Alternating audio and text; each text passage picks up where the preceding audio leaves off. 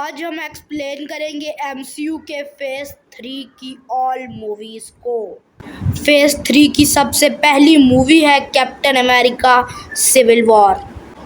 इस मूवी में सरकार सोकोविया अकॉर्ड्स नाम के कुछ कानून बनाती है और इन कानून से हर एवेंजर को अपनी पावर का इस्तेमाल करने से पहले सरकार को इन्फॉर्म करना पड़ेगा, और अगर किसी एवेंजर ने अपनी पावर का इस्तेमाल बगैर सरकार की परमिशन के किया तो उसको जेल हो जाएगी।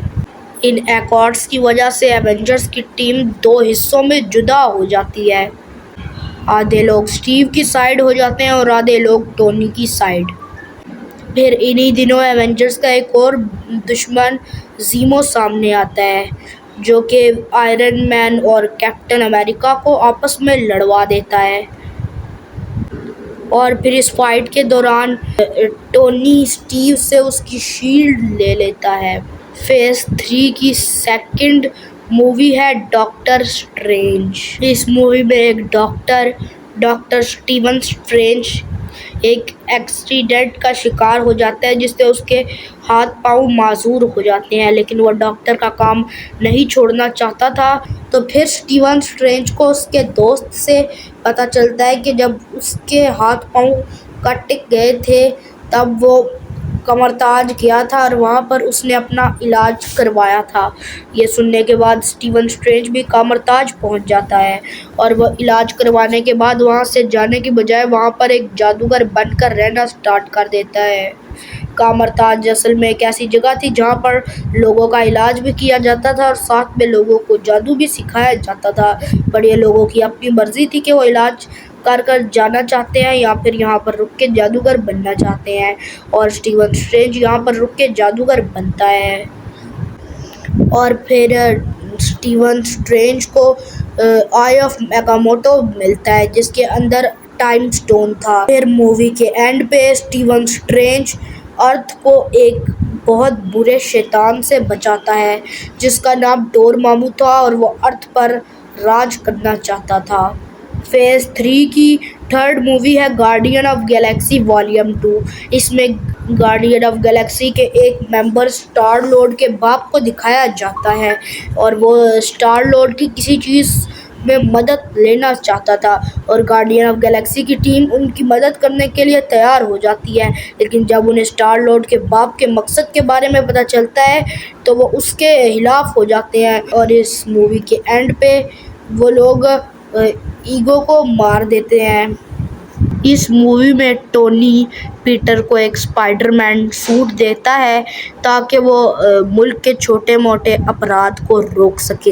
दूसरी तरफ हमें कुछ चोरों को दिखाया जाता है जिनका लीडर वल्चर था, और वो लोग आयरन मैन के शिप को लूटने की कोशिश करते हैं, लेकिन पीटर उन्हें रोकता है और उन्हें हरा देता है। लेकिन वो उन्हें मारता नहीं है बल्कि उसी शिप पर बांध कर चला जाता है। फेज 3 की फिफ्थ मूवी है थॉर रैग्नारॉक।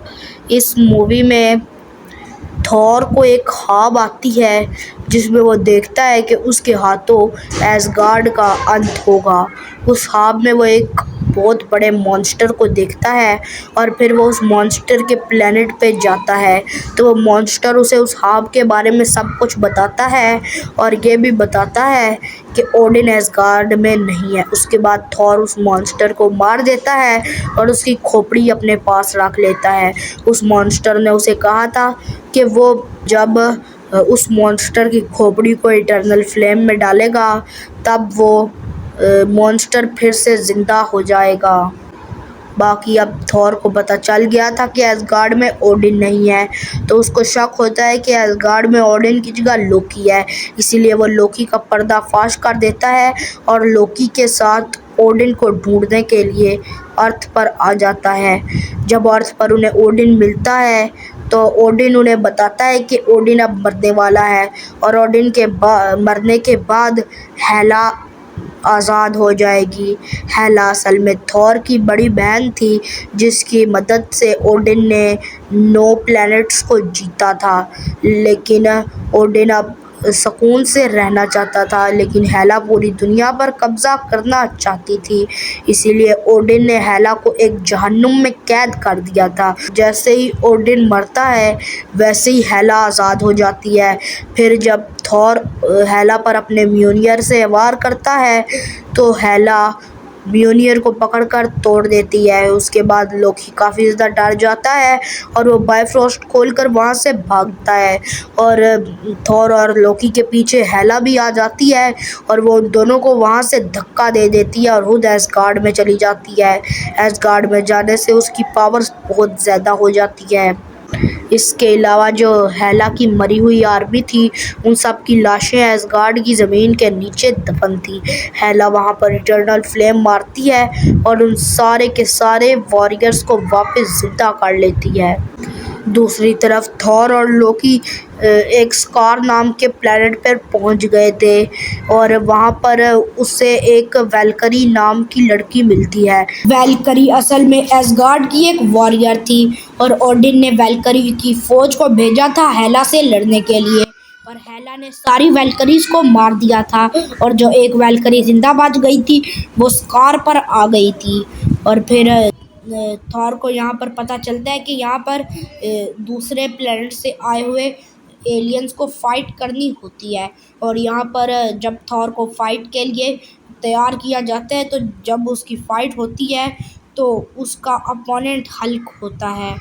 हल्क असल में एज ऑफ अल्ट्रॉन मूवी में अर्थ को छोड़कर यहाँ पर आ गया था, और फिर थॉर और हल्क की फाइट होती है। थॉर हल्क को हरा देता है, और उसके बाद थॉर हल्क के साथ एसगार्ड जाने के लिए रवाना हो जाता है। तभी लोकी को भी पता चल जाता है कि वल्करी एसगार्ड से है, और वो वल्करी के को अपनी ताकतों से उसका पास्ट दिखाता है। उसके बाद वल्करी भी थॉर और हल्क को ढूंढती है और उनके साथ एसगार्ड जाने के लिए रवाना हो जाती है, और वो सारे के सारे एलियंस को आज़ाद कर देती है। और तो फिर थॉर, वैल्करी और हल्क के जाने के बाद लोकी उन सारे एलियंस का सरबराह बन जाता है, और वो भी उनके साथ एसगार्ड चला जाता है, और वो लोग फिर हेला से लड़ते हैं। लेकिन हेला थॉर की एक आंख फोड़ देती है। उसके बाद थॉर को याद आता है कि इटर्नल फ्लेम में जब वो उस मॉन्स्टर सर्टर के खोपड़ी को डालेगा, तो वो मॉन्स्टर सर्टर वो ज़िंदा हो जाएगा। इसीलिए वो लोकी को कहता है कि वो जाकर सर्टर की खोपड़ी को इटर्नल फ्लेम में डाल दे, और लोकी जाकर उसकी खोपड़ी को इटर्नल फ्लेम के अंदर डाल देता है, पर वो वहाँ से टेसरिक क्यूब को भी चुरा लेता है। और फिर जब सर्टर ज़िंदा होता है तो वो पूरे एस्गार्ड को तबाह कर देता है, और थॉर और लोकी और वैल्करी और हल्क और एस्गार्ड के लोग वहाँ से निकल जाते हैं, और पीछे सर्टर हेला को भी मार देता है। फेज 3 की अगली मूवी है ब्लैक पैंथर। इस मूवी में टचाला अपने बाप टचाका के मरने के बाद नया ब्लैक पैंथर और नया राजा बन जाता है। पर फिर टचाला का कज़न सामने आता है जिसका नाम एरिक था, और वो अब किलमोंगर के नाम से मशहूर हो गया था। किलमोंगर और टचाला की फाइट होती है, और and the end T'Challa Erik Killmonger को हरा देता है और अपने कज़न एरिक को मार देता है, और उसके बाद वकांडा का नया राजा और ब्लैक पैंथर बन जाता है। फेज 3 की 7 मूवी है एवेंजर्स इन्फिनिटी वॉर। इस मूवी में थैनोस एसगार्ड पे हमला करता है और लोकी से स्पेस स्टोन ले लेता है, और वह जेंडार प्लेनेट पे भी हमला करता है और वहाँ से पावर स्टोन ले लेता है। उसके बाद थैनोस अपने बंदों को भेजता है डॉक्टर स्ट्रेंज को मारकर टाइम स्टोन लेने के लिए, लेकिन स्टोनी और पीटर पार्कर एबोमिनो को मारकर वहाँ पर स्पेस में फेंक देते हैं, और दूसरे वाले का वोंग हाथ काट देता है। दूसरी तरफ हमें दिखाया जाता है प्रॉक्सिमा मिडनाइट को और कॉर्वस ग्लेव को। ये भी थैनोस के चमचे थे।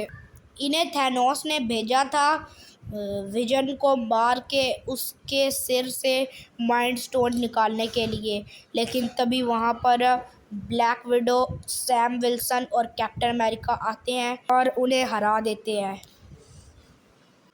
फिर हम गार्डियन ऑफ गैलेक्सी को देखते हैं, जिन्हें थॉर स्पेस में मिलता है तो वो उसे अपने शिप में बिठा लेते हैं और थॉर एट्री के पास जाता है। एट्री एक बंदा था जो कि हथियार बनाता था और थॉर उससे अपने लिए एक न्यू हथियार बनाता है जिसका नाम स्ट्रॉन्ग ब्रेकर था। फिर वो लोग नोवेयर प्लैनेट पर जाते हैं क्योंकि रियलिटी स्टोन नोवेयर प्लैनेट पर था और वहाँ पर जब तक वो पहुँचते हैं तब तक थैनोस नोवेयर प्लैनेट से रियलिटी स्टोन ले चुका था। फिर उसके बाद थैनोस गमोरा को लेकर वॉरमिर पर जाता है और वॉरमिर पर वो गमोरा को मार देता है और सोल स्टोन ले लेता है, क्योंकि सोल स्टोन को लेने के लिए थैनोस गमोरा की कुर्बानी देकर सोल स्टोन हासिल कर देता है।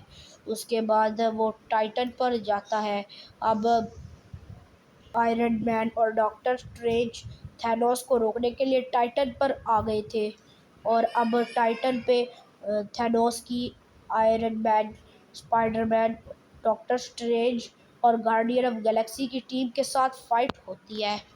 दूसरी तरफ हमें वकांडा को दिखाया जाता है, जहाँ पर उन्होंने काफ़ी बड़ी फौज बना दी थी और वहाँ पर तचाला की बहन शूरी विजन के साथ से माइंड स्टोन निकाल रही थी, क्योंकि वकांडा में कुछ ऐसी टेक्नोलॉजी थी जिससे उसके सिर से माइंड स्टोन तो निकल जाएगा और वो मरेगा भी नहीं।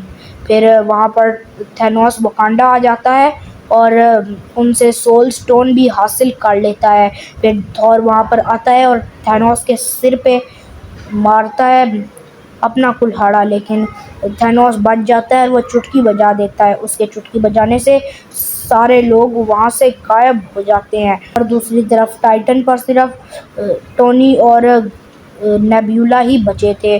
टाइम स्टोन का क्या हुआ ये हमें अब बताया जाता है। दरअसल थैनोस टोनी को मारने वाला था और टोनी की जान बचाने के लिए डॉक्टर स्ट्रेंज थैनोस को टाइम स्टोन दे देता है। फिर हमें निक फ्यूरी को दिखाया जाता है। निक फ्यूरी कैरल को मैसेज भेज देते हैं। फेज 3 की 8 मूवी है and man and the wasp. इस मूवी में स्कॉट हैंक पिंग और होप की मदद करता है और हैंक पिंग की बीवी जैनेट को क्वांटम रियाल से बाहर निकालता है। पहले हैंक पिंग और जैनेट शील्ड में काम करते थे और एक मिशन के दौरान जैनेट और हैंक पिंग ने अपना अपना एंटमैन सूट पहना हुआ था और फिर वहाँ पर जब जैनेट उस मिशन के दौरान बहुत छोटी हो गई थी तो वो क्वांटम रियाल के अंदर चली गई थी। तो अब स्कॉट हैंक पिंग और होप की मदद करता है और जैनेट को बाहर निकाल लेता है। फेज 3 की 9th मूवी है कैप्टन मार्वल। इस मूवी में हमें एक कैरल डेनवर्स नाम की लड़की को दिखाया जाता है जो कि एक डॉक्टर के साथ रहती थी। उस डॉक्टर का नाम मार्वल था और वो एक क्री एलियन थी। क्री असल में स्कर्स को मारकर दुनिया पर राज करना चाहते थे। जब क्री एलियंस ने दुनिया पे राज करने का फैसला किया तो क्री एलियंस ने उनके सामने घुटने नहीं टेके, तो फिर क्री एलियंस स्क्रल्स को मारने पर तुल जाते हैं और जब मार्वल को उनके बारे में पता चलता है तो मार्वल उनको छोड़ देती है और क्री एलियंस का साथ देती है और फिर वो क्री एलियंस का साथ देने के लिए एक बहुत बड़ी मशीन भी बनाती है और फिर एक मिशन के दौरान जब वो उस मशीन की टेस्टिंग कर रहे थे तो वो मशीन फट जाती है जिससे कैरल बेहोश हो जाती है और उसकी याददाश्त चली जाती है और मार्वल मारी जाती है। फिर क्री एलियंस कैरल को अपने प्लेनेट पर ले जाते हैं और जब एक हादसे के दौरान वो अर्थ पर आती है और अपनी असलियत के बारे में पता चल करती है तो उसके बाद वो स्क्रल्स का साथ देती है और क्रीज के खिलाफ हो जाती है और जब वो बेहोश हुई थी उस मशीन के फटने से, तो उसमें काफ़ी ज़्यादा सुपर पावर्स भी आ गई थी और अब वो कैप्टन मार्वल के नाम से मशहूर हो जाती है। फेज़ 3 की सेकंड लास्ट मूवी है एवेंजर्स एंड गेम। इस मूवी में सारे बचे हुए एवेंजर्स और इसके साथ ही निक फ्यूरी ने गायब होने से पहले कैप्टन मार्वल यानी कि कैरन डेल्वर्स को भी मैसेज कर दिया था, तो वो भी एवेंजर्स का साथ देने के लिए अर्थ पर आती है और फिर सारे एवेंजर्स मिलकर थैनोस के पास जाते हैं और उसको ढूंढ लेते हैं। और जब उससे वो इन्फिनिटी स्टोन्स मांगते हैं तो थैनोस बताता है कि उसने इन्फिनिटी स्टोन्स की ताकत से उन्हें ही ख़त्म कर दिया। फिर सारे बचे हुए एवेंजर्स पास्ट में जाते हैं और सारे इन्फिनिटी स्टोन्स को जमा करते हैं और फिर हल्क चुटकी बजाता है और सारी पॉपुलेशन वापस आ जाती है। लेकिन पास्ट के थैनोस को उनका ये इरादा पता चल जाता है, इस वजह से वो फ्यूचर में आता है और फिर दोबारा से एवेंजर्स और थैनोस की फाइट होती है। एंड दी एंड जंग के दौरान आयरन मैन थैनोस को चकमा देते हुए उसके गॉन्टलेट से सारे इन्फिनिटी स्टोन निकाल कर अपने गॉन्टलेट में डाल देता है और चुटकी बजा देता है। इससे थैनोस तो गायब हो जाता है लेकिन टोनी मारा जाता है। फेज़ 3 की लास्ट मूवी है Spiderman far from home. Tony ने मरने से पहले अपने ग्लासेस पीटर के नाम कर दिए थे और अब पीटर को वो ग्लासेस मिल जाते हैं। तभी एक मिस्टीरियो नाम का बंदा सामने आता है जो कि अगला आयरन मैन बनना चाहता था। हाई टेक्नोलॉजी का इस्तेमाल करके कुछ मॉन्स्टर्स को बनाता है और उन्हें सबके सामने ख़त्म कर देता है। लोगों के सामने एक सुपर हीरो के नाम से मशहूर हो जाता है और स्पाइडरमैन यानी कि पीटर पार्कर भी उससे खुश होकर उसे वो ग्लासेस दे देता है और यही था मिस्टीरियो का मकसद और वो अगला आयरन मैन बनना चाहता था। लेकिन फिर जब पीटर को उसकी असलियत पता चलती है तो वो उससे लड़ता है और एट द एंड उसको मार देता है।